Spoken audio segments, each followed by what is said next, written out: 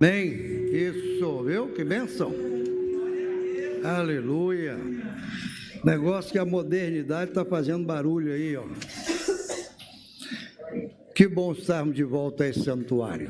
Que bom estarmos aqui na casa de Deus e poder desejar a todos que a graça e a paz, que há em Cristo Jesus, continue reinando em nossos corações. Louvamos a Deus, irmãos, por essa noite preciosa e por tudo aquilo que já podemos oferecer ao Senhor através deste culto maravilhoso. E ainda dentro do mês da família, estamos terminando maio, hein? Hoje, 22, já pensou? No próximo domingo estaremos aqui, terminando esse mês abençoado, estará pregando aqui a professora Regina Célia.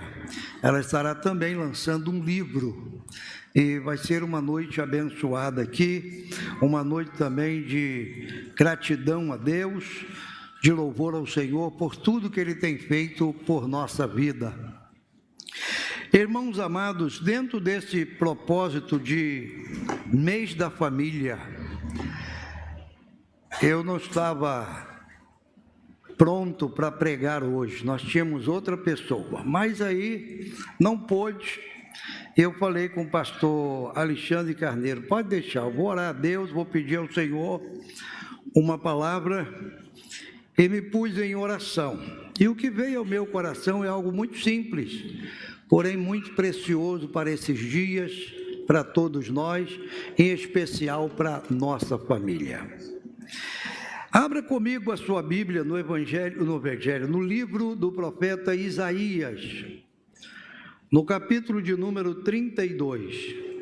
Livro do profeta Isaías, no capítulo de número 32. Nós vamos fazer a leitura deste versículo e sem contudo entrar na questão do livro ou do profeta. Isaías é um profeta messiânico, é um homem de Deus e que trouxe grandes e preciosas revelações através da sua palavra profética. E neste momento aqui, neste capítulo em especial, ele está trazendo uma revelação sobre o Senhor, sobre aquele que é o nosso Deus, sobre aquele que é a nossa segurança, é o Rei que reinará com justiça. Esse capítulo 32 fala sobre isso aí. Ele fala da restauração do Senhor, do momento em que esse rei se levanta para trazer, mudanças e transformações sobre a terra. E o versículo 2 em especial diz assim, versículo 1 diz, eis aí está que reinará um rei com justiça, e dominarão os príncipes segundo o juízo. E no versículo 2 em seguida diz, e será aquele varão, isto é, esse rei, será aquele varão como um esconderijo contra o vento, e um refúgio contra a tempestade, como ribeiros de águas em lugares secos, e como a sombra de uma grande rocha em terra sedenta. Uma promessa gloriosa de Isaías para dias em que o povo de Deus vivia as dificuldades, por causa da negligência dos reis de Israel, que levava o povo ao pecado, à transgressão, e se avizinhava naqueles dias o juízo de Deus sobre aquela nação. Israel já tinha sido levado em cativeiro, agora faltava Judá. E agora Isaías está trazendo algo precioso. Está trazendo uma revelação de alguém que pode fazer algo, de alguém que tem capacidade de amenizar situações, de transformar situações, de abençoar situações. Quando Isaías fala, e será aquele varão como um esconderijo contra o vento, ele está claramente falando do Senhor Jesus. Isaías é um profeta messiânico. Muitas vezes ele falou do Messias. ele falou dele no capítulo 4, ele fala dele no capítulo 11, ele fala dele no capítulo 7, ele fala dele no capítulo 6, e ele vai falando de muitas maneiras e revelando esse Messias através das profecias. E quando eu li esse versículo que veio ao meu coração, eu fiquei olhando para ele, e a palavra que veio ao meu coração está dentro desse texto, dizendo o seguinte: quem seria hoje o refúgio para a família? Onde poderia a família do povo de Deus, a família do modo geral, se refugiar? Nós estamos vivendo hoje tempos e dias e momentos em que muito se fala sobre a família. De uma forma ou de outra se fala da família.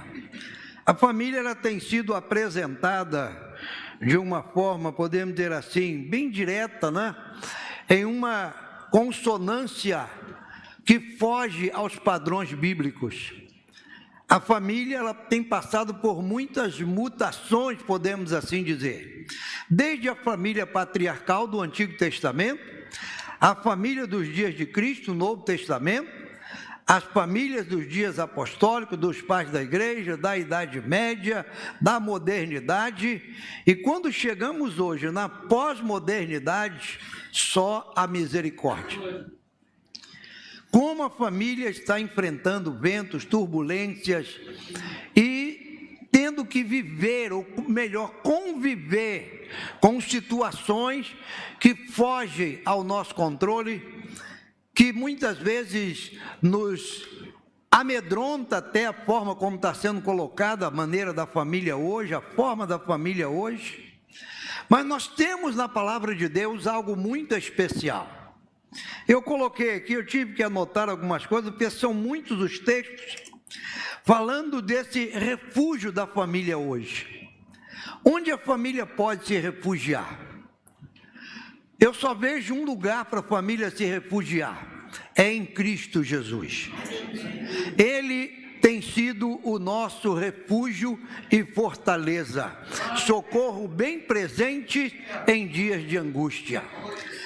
Você tem levado a sua família a Cristo? Você tem colocado sua família diante de Cristo? Você tem convocado a sua família para adorar a Cristo? Você tem trazido Cristo para dentro da sua casa? Tem colocado Ele como Senhor da sua casa, Senhor da sua família? Tudo isso nós precisamos para encarar os dias que estamos vivendo. Esse texto é um texto precioso, porque neste momento aqui, Isaías está dizendo que quando Ele reinar, quando Ele vier para reinar, Ele vai exercer algumas qualidades que vão beneficiar, que vão ajudar, que vão socorrer, que vão sustentar. E eu tomo tudo isso aqui e coloco para nós hoje como aquele que é o refúgio para a família. Isaías diz: e será aquele varão como um esconderijo contra o vento. Esconderijo contra o vento. Ao ler essa expressão vento aqui, eu me lembro de Paulo. Paulo fala de ventos de doutrinas que vai acontecer nos últimos dias. Pedro diz que nesses últimos dias estarão muitos sobre a face da terra como profetas ou falsos profetas ou anunciadores de profecias, trazendo ventos de doutrina, ventos de mudanças. E como a família hoje está sofrendo sobre isso aqui, são ventos de novas doutrinas, são ventos de novos conceitos que estão soprando sobre a família. Eu não sei você, mas eu coloquei lá para receber notícias, né, naquele treco lá, no telefone, não é? E eu recebo notícia quase que todo momento. Tem sempre uma notícia. E eu vou te dizer uma coisa, eu não anotei, que eu deveria ter anotado. Mas durante essa semana, agora que hoje começa uma nova semana, ontem terminou a semana anterior. Nessa semana que terminou ontem, eu devo ter recebido mais ou menos umas 10 notícias mostrando a cara de uma nova família. de um novo conceito de família, de uma nova imagem de família, de um novo tempo de família. E é interessante como essas coisas chegam. Ela chega de uma forma bem lúdica, bem bonita, né? Bem apresentada, para agradar, não é? É agradar. E aí você olha a primeira vez e diz assim: meu Deus, tem misericórdia. Aí quando você olha a segunda vez, fala: Jesus, o que está acontecendo? Quando você olha a terceira vez, fala: meu Deus, esse mundo está perdido. Aí quando olha lá pela quarta, quinta, sexta vez, você fala: não adianta, não vai mudar mais não. E aí, eles alcançaram o que eles queriam. Os ventos que estão soprando, se não tivermos um lugar de refúgio contra esses ventos, eles vão entrar na nossa casa. Eles vão entrar, sabe, irmão, sorrateiramente na nossa família. E os conceitos da família mundana, da família da pós-modernidade, da família do mundo hoje, eles vão ser aceitos por nós. E o apóstolo Paulo, em Romanos 12, ele diz claramente que nós vivemos pela palavra de Deus. Essa palavra que nos norteia, essa palavra que nos orienta, essa palavra que é a bússola para a nossa casa, para a nossa família. E bem-aventurada a família que dá valor e importância à palavra de Deus. É por isso que no Salmo 1 diz que é bem-aventurado, é feliz, é próspero, é abençoado aquele que tem o seu prazer na lei do Senhor e na sua lei medita de dia e de noite. Porque somente pela palavra nós vamos estar abrigados dos ventos que estão vindo aí. Então Paulo diz na sua carta aos Romanos: e não vos conformeis com este mundo. E a proposta de que está sendo soprado sobre a família é para que eu e você se conformem. É para que nós aceitemos. E daqui a pouco a igreja do Senhor Jesus já sofreu a influência desse mundo, não é? E aí as famílias se degeneram. Se uma família vive as influências do mundo, o mundo, irmão, conforme a palavra de Deus diz, ele está indo de mal a pior. Mas aqueles que fazem a vontade de Deus, diz essa Bíblia, eles permanecem para sempre. O mundo passa, a sua consciência passa, a sua aparência passa, o seu modismo passa, os ventos do mundo passam, mas aquele que permanece na palavra, esse está inabalável numa rocha. Foi isso que Jesus falou, foi isso que ele disse. Lá em Mateus 7, 25, Jesus disse: desceu a chuva. Porque ele, terminando o sermão do monte, ele falou: olha, quem ouve a minha palavra e põe em prática, é semelhante ao homem prudente que edificou a sua casa sobre a rocha. E aí, sobre essa casa, desceu chuva, correram rios, assopraram ventos e combateram aquela casa. Eu me pus a olhar esse texto de Mateus 7, 25. A Bíblia diz, Jesus falando, que vai haver combate. Vão combater contra a casa. Então nós estamos vivendo um tempo hoje, irmão, de um combate, podemos dizer assim, desigual. Não é? Porque as informações, tudo que chega é uma atrás da outra. São informações que vêm de uma forma continuada. Para quê? Para que eu e você digamos assim: é isso mesmo, não tem jeito, a família virou isso aí, a família acabou, a família agora é isso aí, está indo desse jeito, enfim. Aí você aceita o que o mundo está tentando colocar sobre a sua vida. E quando nós aceitamos isto, quando nós permitimos essas coisas e não praticamos o que diz a palavra de Deus, Jesus, quando fala do texto de Mateus 7, ele faz duas comparações. Quem ouve e pratica, tem a casa sobre uma rocha. Quem ouve e não pratica, tem a casa sobre a areia. E é interessante que o mesmo combate, ele tanto acontece na casa da rocha, como na casa da areia. Ele não diz assim: sobre a casa da areia, soprou um ventinho, e aí estava na areia, caiu. Não. o mesmo embate, o mesmo combate, a mesma insistência para quem está na rocha é o mesmo para quem está sobre a areia. Agora, qual é a diferença? Quem cai e quem não cai, quem fica e quem não fica, quem permanece e quem não permanece. Jesus disse: é aquele que pratica.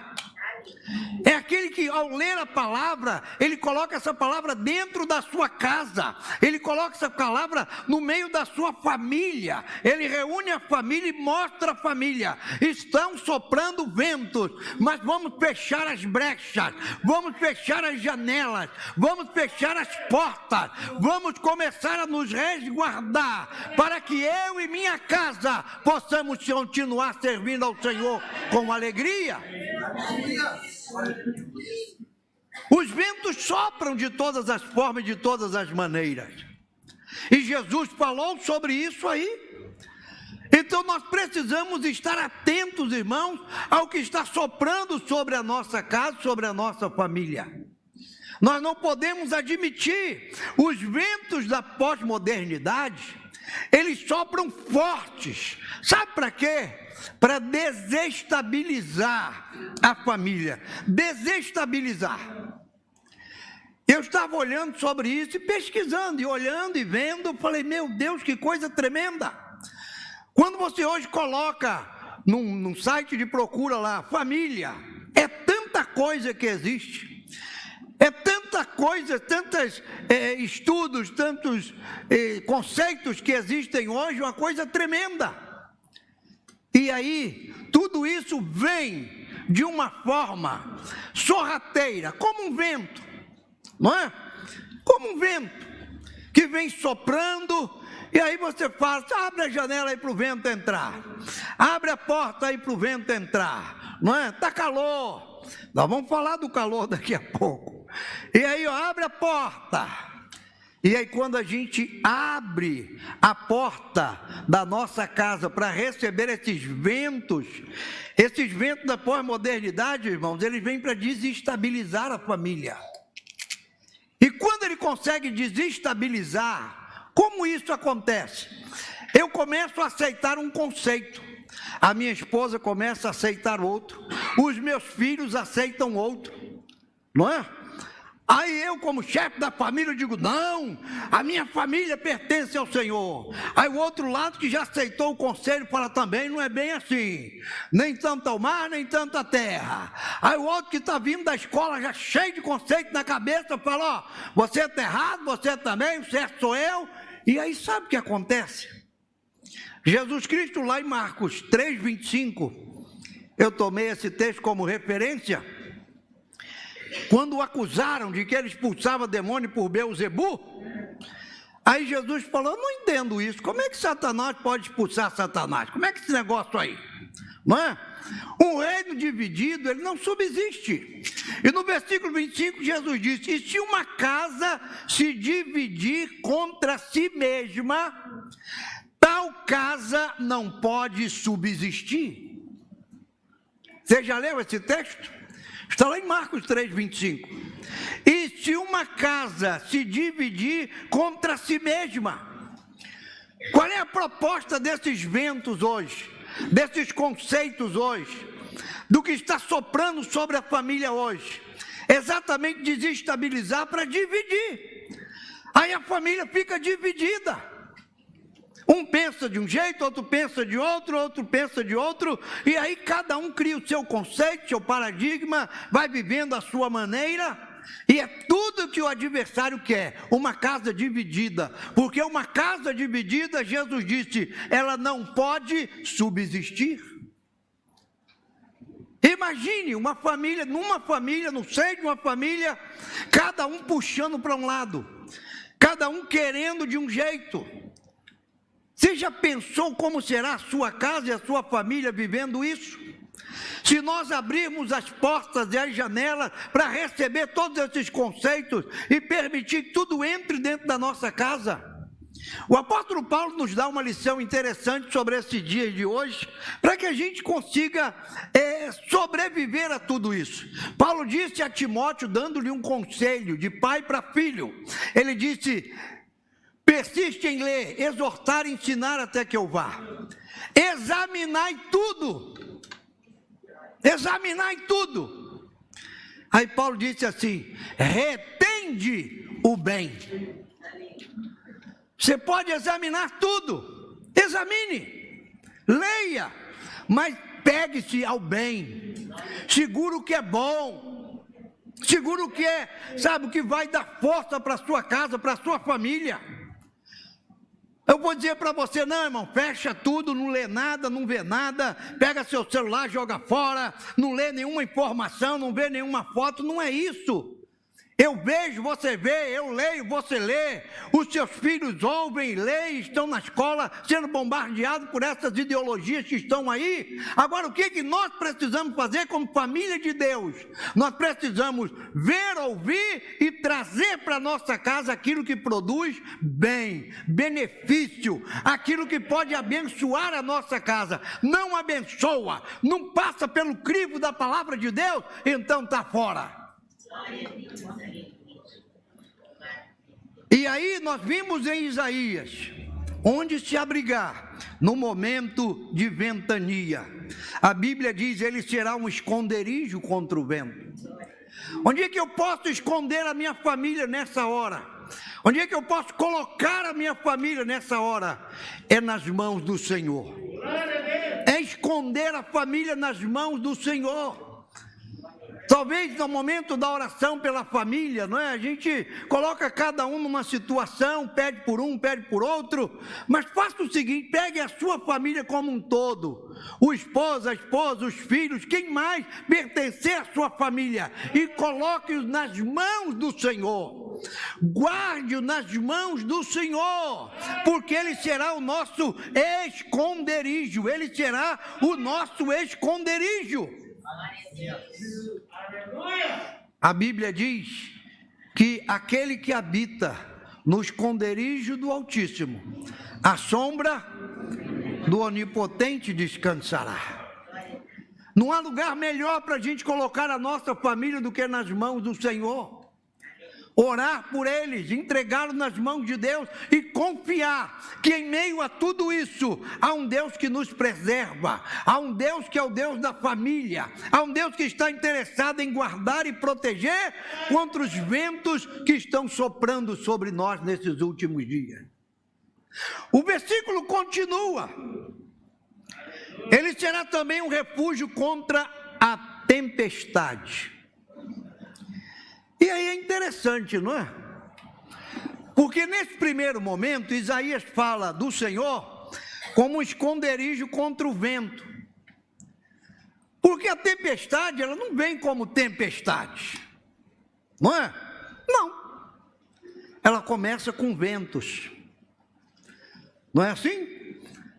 Você está em algum lugar e começa a ventar. Você não está num lugar e de repente desaba uma tempestade. Vem o vento, vem mudança do tempo, no clima. E você diz: meu Deus, está vindo alguma coisa ruim aí, não é? O vento está aumentando, está mais forte, está mais frio, sei lá. Aí você olha e você vê nuvens se avolumando, você diz: vem tempestade por aí. Os ventos dos quais falamos agora nessa primeira parte, é o início. Porque a Bíblia fala que ele é refúgio contra a tempestade. A tempestade. Essa tarde eu estava lendo um artigo de um pesquisador sobre educação. Logo depois do almoço, chegou essa notícia, eu fui ler. Não é? E se você vê o retrato da educação no nosso país, o nosso sistema de educação, só a misericórdia. Aqui nós temos professores, pela graça e bondade de Deus, eu passei pela UERJ, né, me graduei ali em pedagogia, pela graça do Senhor. Então, amados, a educação está indo lá para baixo. Ninguém é educado à altura, ninguém é educado a contento. Não é? O nível educacional cada vez mais baixo. E aí eu estava olhando para aquele quadro que estava sendo pintado por aquele pesquisador, digo: meu Deus, quem suporta o que está vindo aí? Os nossos jovens não têm capacidade de discernimento, de compreensão. E aí, eles estão sendo assolados por essa avalanche de situações agora. E eles sem discernimento, sem capacidade de discernir, de entender, de compreender, de avaliar, de analisar. Eles são levados por essa enxurrada. Levados. E até mesmo os jovens que estão na casa de Deus.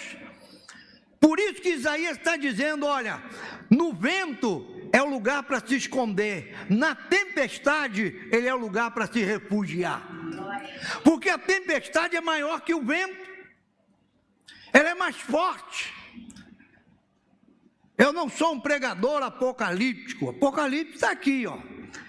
Primeiro que Apocalipse não quer dizer destruição, Apocalipse não quer dizer depredação, Apocalipse não quer dizer que o mundo vai virar de cabeça para baixo, não. A palavra Apocalipse significa revelação, nada mais do que isso. Então as pessoas falam, está pregando o Apocalipse como se fosse virar de cabeça para baixo, não. A palavra Apocalipse significa simplesmente revelação. E como está bem lembrando o pastor Carneiro à minha frente, Apocalipse é um livro de esperança. É um livro que mostra um futuro melhor, um futuro glorioso, um futuro onde o Senhor será Rei dos reis e Senhor dos senhores, quando Ele reinará sobre essa terra de maneira maravilhosa e gloriosa, pondo fim a esse sistema de coisas fúteis e inúteis que está aí, não é? Reinando absoluto sobre todas as situações. Mas a tempestade, ela vem de uma forma muito tremenda. Por isso, lá em Provérbios, capítulo 14, versículo 26, nós temos uma palavra que diz assim: no temor do Senhor, há firme confiança, e Ele será um refúgio para seus filhos. Ele será um refúgio para seus filhos. Irmãos, eu estava lendo esse texto de Isaías, e você vem comigo aqui, ó. Isaías fala de esconderijo, Isaías fala de refúgio, ele fala em ribeiros de água, ele fala como sombra de uma grande rocha. Ele está falando de situações que nós vamos viver com a nossa família e que nós precisamos correr para esses lugares com ela.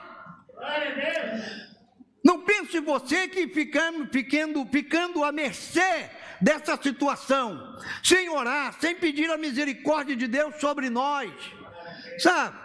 Sem viver uma vida na presença de Deus, com a palavra de Deus, caminhando com a nossa família em oração, pedindo misericórdia e graça, nós vamos suportar o que está vindo por aí. Não. Nós temos que estar preparados sim, como diz o apóstolo Pedro lá na sua carta, para responder com mansidão acerca daqueles que pedem a razão da esperança que há em nós. Nós temos uma esperança. O apóstolo Paulo, quando fala de esperança em Tito 1 e 2, ele diz que nós fomos salvos em esperança de vida eterna, a qual Deus, que não pode mentir, nos prometeu antes dos tempos dos séculos. Para onde eu levo minha família no momento da tempestade? Quando as coisas piorarem, aonde eu levo a minha família? Jesus se coloca, a palavra coloca o Senhor dizendo, Ele será o refúgio, o refúgio, o refúgio. Nós não temos outro lugar, irmãos, não temos. Não adianta, você diz assim, eu vou tirar meu filho da escola porque a influência é isso e aquilo outro. E por falar em escola, eu me lembro agora de um fato interessante. Eu ouço muitas pessoas falando das ideologias, dos movimentos que está acontecendo hoje, né, com relação aos nossos jovens, à nossa família, de um modo geral. E muitas pessoas, na verdade, a sociedade hoje se dividiu em dois grandes grupos. O sim e não, a favor e contra, infelizmente. Não é? Vivemos aí essa dualidade. Mas, aqui próximo de nós tem uma escola. E eu conheço o diretor de lá, e um dia, tem uns 2 meses atrás, ele me mandou um recado, eu fui lá visitá-lo. E ele me apresentou a escola. E quando eu cheguei, na primeira fase ali do prédio, só havia meninos.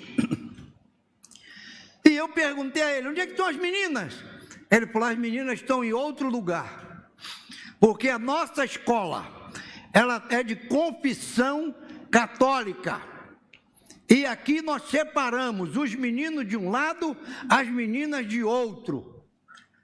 Aí eu falei para ele assim, mas isso não está indo de encontro hoje com a modernidade da pedagogia, não? Ele falou assim, não me importa, aqui é assim. Aqui nós ensinamos desse jeito. Aqui o conceito é da palavra. Aqui ninguém é obrigado a ir à missa nem rezar, mas tem que aprender conforme os conceitos da palavra de Deus. Aí você imagina que nessa escola que eu fui, nesse lugar, deve ter umas 10 crianças, porque o pai e a mãe falam, não quero meu filho ali. Eu não quero meu filho misturado, eu quero meu filho numa escola desenvolvida, numa escola e tal, não sei o quê. Engano teu. Ele não tem mais lugar para botar menino, nem lugar para botar menina. Sabe por quê? Porque as famílias que moram por ali elegeram como a melhor escola para o filho deles. Eu quero meu filho lá, eu quero minha filha lá, sabe por quê? Ensina valores. Menino de um lado, meninas de outro, não brincam junto, não, aqui é separado. O ensino da menina é conforme a palavra, o ensino do menino é conforme a palavra, os professores aqui é tudo sério, aqui ninguém brinca. E eu falei, meu Deus, e ele está ampliando a escola para botar mais gente, porque apesar de tudo que se diz por aí, alguém ainda está preocupado com seus filhos e filhas, está procurando o melhor para eles, porque sabe das tempestades que virão. As tempestades que virão. Então meu filho precisa estar refugiado aqui, minha filha precisa estar refugiada aqui. Onde temos colocado a nossa família? A Bíblia diz em Provérbios 14, 26, e ele será um refúgio para seus filhos. Agora esse refúgio se refere ao temor do Senhor. Ao temor do Senhor, que é o princípio da sabedoria em todas as coisas. Então, meus amados, Isaías está trazendo para nós alguma coisa para os nossos dias, em que podemos refugiar a nossa casa, a nossa família, para a glória e honra de Deus. Agora abra comigo Isaías 25 e 4. Olha o que temos aqui. É algo precioso.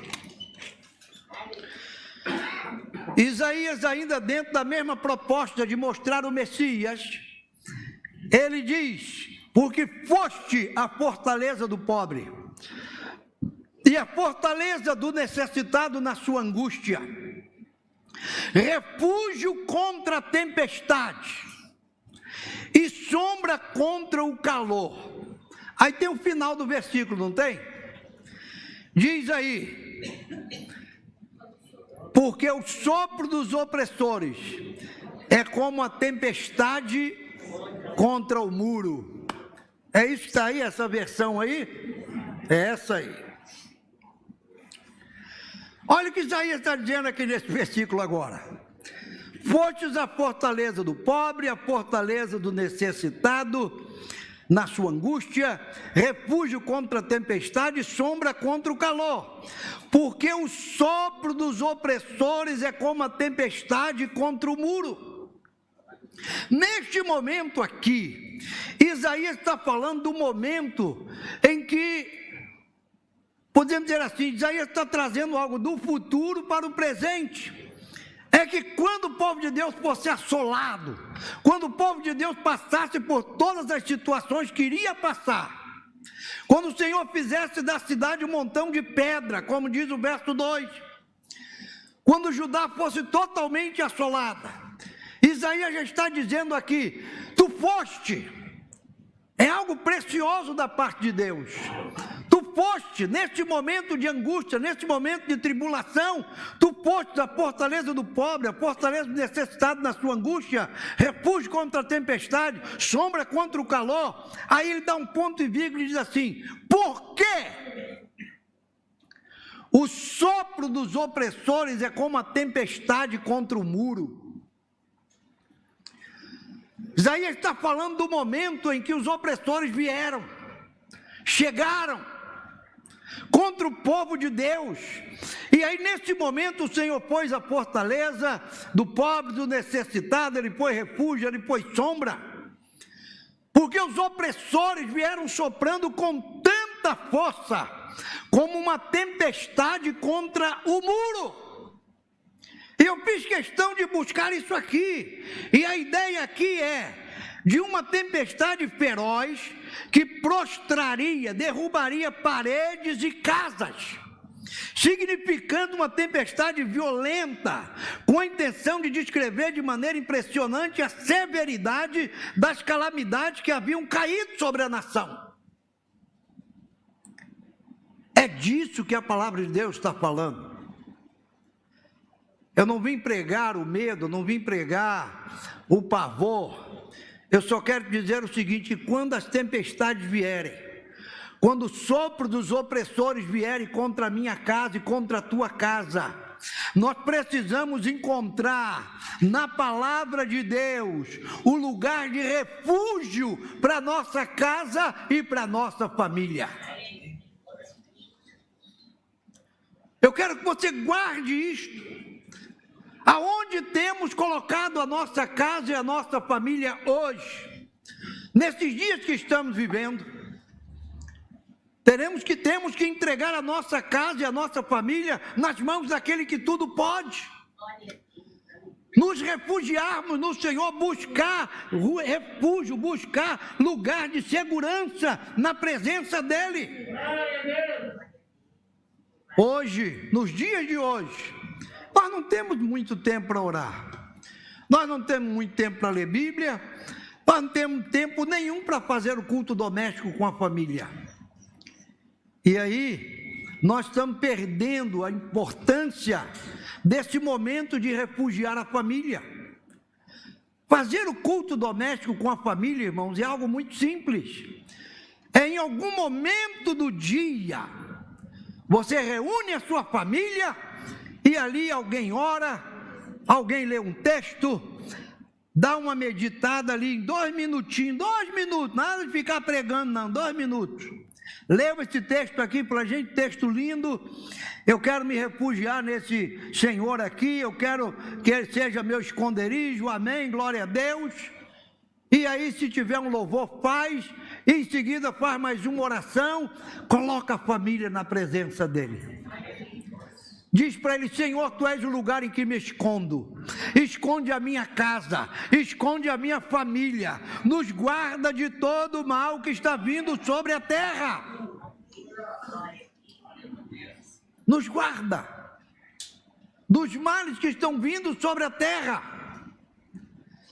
porque as tempestades elas virão de uma forma assoladora, para nos roubar aquilo que temos de melhor na nossa vida, que é a esperança. Se o adversário das nossas almas conseguir roubar a nossa esperança, ele rouba tudo, não é? Porque a esperança está aliada à fé, e aí ele rouba a esperança, ele rouba a fé, ele rouba o amor. E aí como vai ficar a nossa vida? Uma vida desesperançada é uma vida sem sentido.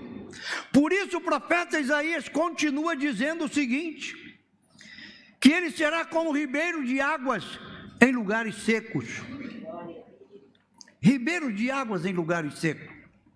Eu li isso aqui, eu digo: meu Deus, mas por que ele é ribeiro de água? Porque o Senhor se coloca aqui como ribeiro de águas. Porque, na verdade, irmãos, há uma sequidão muito grande sobre a terra. Há uma sequidão. Sim. Olhamos para as pessoas, elas estão bem vestidas, estão bem apanhadas, bem afeiçoadas, cada um na sua, cada um no seu veículo, cada um na sua casa, cada um vivendo conforme as suas posses, mas espiritualmente estão secas, vazias. Lá em João capítulo 7, Jesus Cristo foi a uma festa em Jerusalém, e aquela festa dura uma semana, e ele está por lá. E a Bíblia diz que no último dia da festa, quando os sacerdotes não iam pegar água, quando o ritual cessava, aí Jesus se coloca no meio daquela multidão, e apresenta-se para ele e diz: se alguém tem sede, venha a mim e beba. E alguém deve ter olhado para ele e falado assim: que? Sede? Ele tem água, como é que nós vamos beber dele? E aí ele disse: olha, a água que eu lhes dou é o Espírito Santo que eu coloco em vocês, que vai transbordar, que vai fazer de vocês uma fonte. Foi mais ou menos o que ele disse para a samaritana em João 4.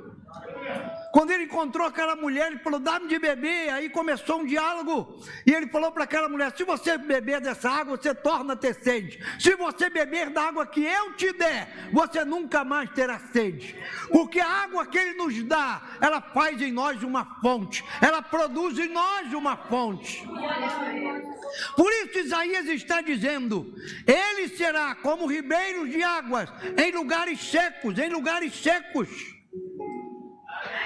Seca o amor, seca a alegria, seca a esperança de dias melhores. E aí você olha para famílias, parece que estão bem, está ali o marido, ali está a esposa, estão os filhos, a família ideal, família bíblica, família tradicional, está tudo direitinho, mas como está o interior dessa família?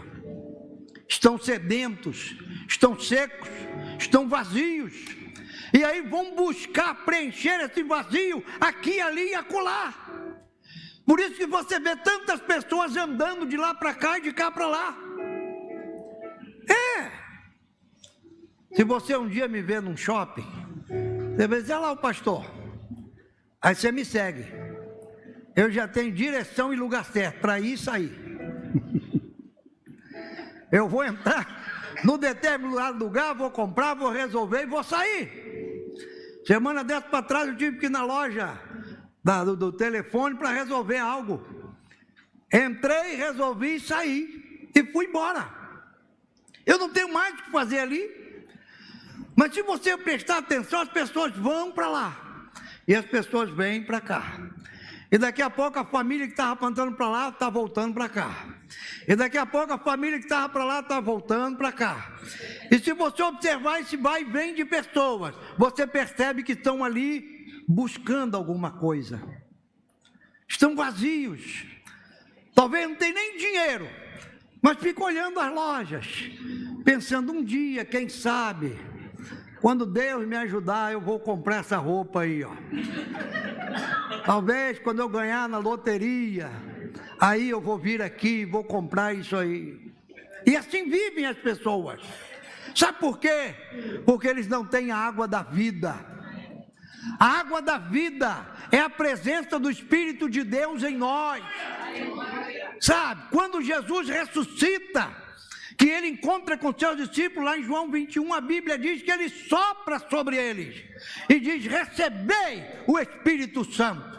Jesus deu sobre aqueles homens, colocou sobre eles algo mais, para que eles pudessem sobreviver, resistir àqueles tempos que viriam. E disse para eles: fiquem em Jerusalém, até que do alto sejais revestidos de poder. E eles ficaram e foram revestidos, e até hoje caminha a igreja debaixo da unção do Espírito Santo, debaixo da presença do Espírito Santo. Por que eu não tenho sede de viver por aí andando, buscando aqui, ali e acolá? Porque eu tenho algo na minha vida que preenche, que sacia a minha sede. Sim, mas sabe o que diz o profeta na sua palavra? Profeta Amós, ele diz: virão dias Virão dias em que as pessoas andarão de um lado para o outro, sabe, buscando alguma coisa, tendo sede de água, tendo sede de alguma coisa e não encontrarão. Então o dia de receber a água é hoje. A hora da família buscar essa água é hoje. É hora de você levar a sua família para se descedentar naquele que é ribeiro de águas em lugares secos. Ribeiro de águas em lugares secos. E quando eu estou lendo isso aqui, eu me lembrei de Jó. Jó, num determinado momento do seu livro, capítulo 14, versículo de 7 a 9, está escrito lá: porque há esperança para a árvore, que se for cortada, ainda se renovará e não cessarão os seus renovos. Se envelhecer na terra a sua raiz e o seu tronco morrer no pó, ao cheiro das águas brotará e dará ramos como a planta. Sabe o que renova a árvore? A água. A água. Você pode cortar, você pode queimar, você pode fazer o que você fizer, mas quando a água chega, ela traz renovação. Eu não sei como tem estado a tua família até hoje, eu não sei como tem estado a tua casa até hoje, mas nessa noite, o homem que tem o cântaro de água está aqui no nosso meio. Aquele que Jesus falou: segue o homem do cântaro, segue o homem do cântaro, ele está aqui essa noite para trazer água para a tua vida, água para a tua casa, água para a tua família. Ele está aqui para abençoar você, ele está aqui. Isaías diz mais: e ele será como a sombra de uma grande rocha em terra sedenta. Sombra em terra sedenta, em terra sedenta. Ele fala dos lugares secos, mas daqui a pouco ele fala de uma terra sedenta. Lugares é aqui, ali e acolá, mas quando ele diz terra sedenta, já engloba muita coisa. Muitas vezes, irmãos, nós precisamos levar a nossa família para um lugar de descanso. E Isaías disse: quando houver sede sobre a terra, ele é a sombra de uma grande rocha. Para onde eu devo levar a minha família hoje? Vou terminar essa reunião e certamente pelo horário eu posso ainda levá-los a um lugar aprazível, não é? A um lugar gostoso, e ali nós vamos relaxar, vamos comer alguma coisa, vamos beber algo. Isso é muito bom, isso faz parte da sociabilidade, não é? É muito bom que a família esteja unida, que a família esteja ali nesses momentos de convivência, de harmonia. Isso é muito bom, mas espiritualmente, aonde devo levar minha família agora à noite? Devo levar a minha família a essa sombra de uma grande rocha. Pegar a minha família e escondê-los, como já disse, no esconderijo do Altíssimo. Levá-los para lá, colocá-los lá e dizer: olha, nós vamos ficar aqui por um momento, nós vamos ficar aqui em gratidão, nós vamos ficar aqui em louvor, nós vamos ficar aqui em adoração, bendizendo, exaltando e louvando o nome do Senhor. Porque Isaías termina esse momento aqui dizendo: como sombra de uma grande rocha em terra sedenta. Isto é, numa terra árida, numa terra seca, numa terra calorenta. E eu coloquei algo aqui interessante para não esquecer. Nós necessitamos de sombra para amenizar os dias quentes que estamos vivendo. Eu coloquei aqui: a chapa esquentou para a família. É, irmão, eu não Nunca imaginei chegar nos dias que estamos agora. Cresci normalmente como todo mundo cresce, vivi no meio da família como todo mundo vive, caminhei pela graça de Deus, cheguei até aqui. Mas hoje o que vejo, hoje o que eu percebo, hoje o que me mostram, o que me dizem, sabe, o que já falam, o que já editam como leis, como normas, como princípios, está assustando aqueles que querem viver à sombra de uma grande rocha. Está assustando.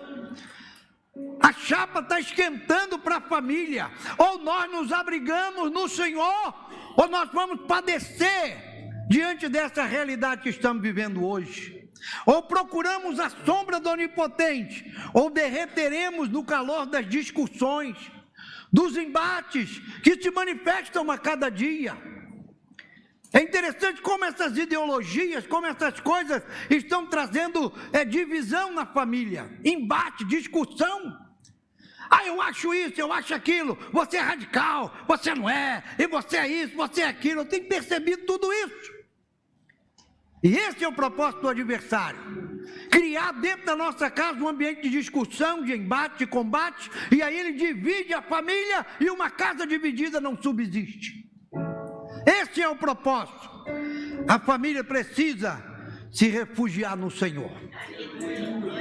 Fique de pé comigo.